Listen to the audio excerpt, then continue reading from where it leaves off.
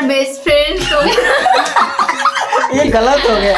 আরে না मनीष से निजे उन्हें कत फैन बेस। আজকে সকালে মর্নিং ওয়াক থেকে বাড়ি আসার সময় প্রকৃতির সৌন্দর্য দেখতে দেখতে বাড়ি ফিরলাম। আর এই সৌন্দর্য শুধুমাত্র সকালবেলায় দেখতে পাবে।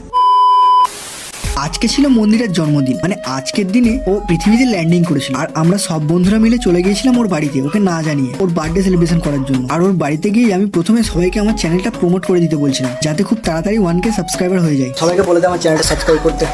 সবাই তন্ময়ের চ্যানেলটা সাবস্ক্রাইব করবে, সাবস্ক্রাইব করবে।